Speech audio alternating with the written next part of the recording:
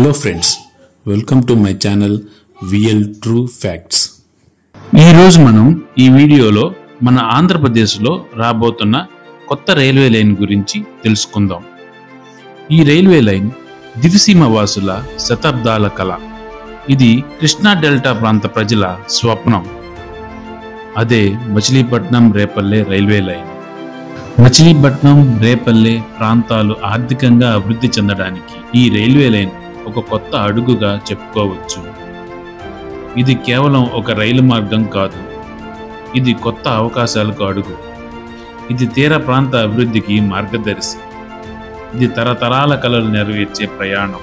అసలు ఈ railway line వెనుక ఉన్న చరిత్ర ఏమిటి? ఎందుకు ఇన్ని ఏళ్లుగా ఆలస్యం అవుతోంది?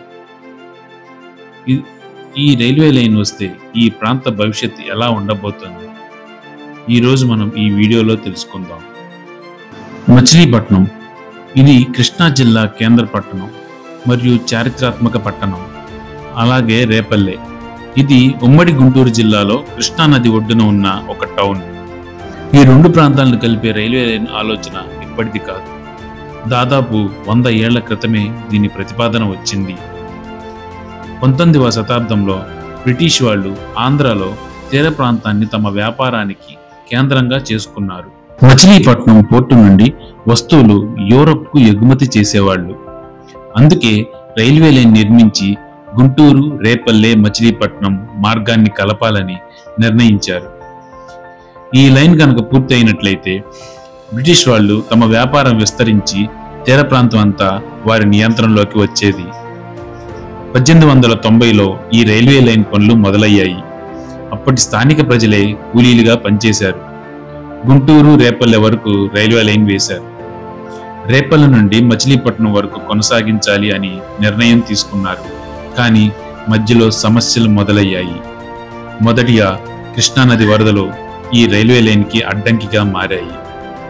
రెండవది మచిలీపట్నం పోర్టు ప్రాముఖ్యత తగ్గిపోవడంతో బ్రిటిష్ వాళ్ళు తమ దృష్టిని చెన్నై పోర్టు వైపు మళ్లించారు. మూడవది ఆర్థికంగా లాభం ఉండదని భావించి ఈ ప్రాజెక్టును నిలిపేశారు. ఒకప్పుడు ఆంధ్ర తీర ప్రాంత భవిష్యత్తును మార్చేదిగా భావించబడిన ఈ రైల్వే లైన్ బ్రిటిష్ వాళ్ళ రాజకీయాలు, ప్రకృతి అడ్డంకులు, ఆర్థిక లెక్కలు ఈ కళను నెరవేరనివ్వలేదు.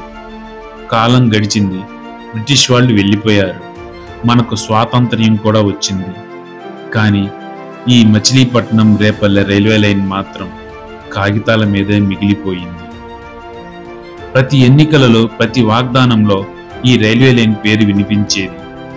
కానీ వాస్తవానికి ప్రతిసారి కేవలం మాటలకే పరిమితమైంది. ప్రతి సంవత్సరం రైల్వే బడ్జెట్లో నిరాశే మిగిలింది.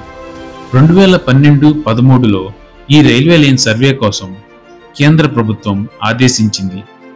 రైల్వే బోర్డు 2016లో ఈ సర్వే పూర్తి చేసి అధిక వ్యయం మరియు పూర్ ట్రాఫిక్ ప్రొజెక్షన్స్ కారణాలతో ఈ రైల్వే లైన్ ప్రాజెక్టును ఆపేసింది.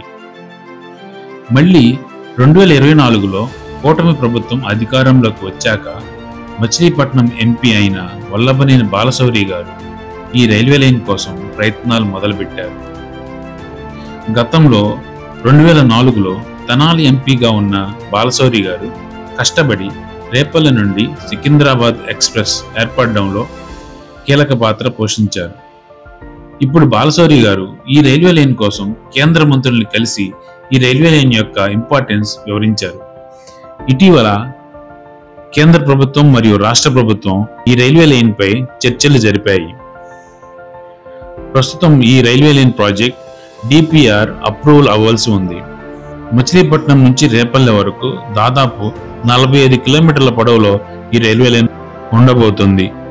మచిలీపట్నం నుండి చల్లపల్లి, మోపిదేవి, అవినిగడ్డ ప్రాంతాల గుండా రేపల్లె వరకు ఈ రైల్వే లైన్ ఉంటుంది.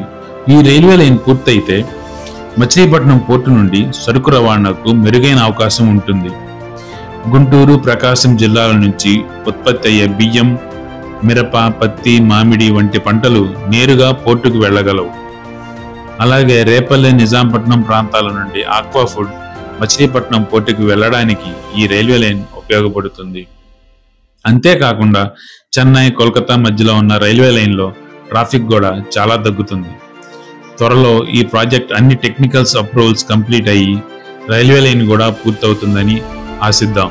ఎందుకంటే ఈ ఎన్డీఏ గవర్నమెంట్ టర్మ్లో ఈ ప్రాజెక్ట్ అవ్వకపోతే ఇంకా ఎప్పటికీ అవదని ఇక్కడ ప్రజలు భావిస్తున్నారు.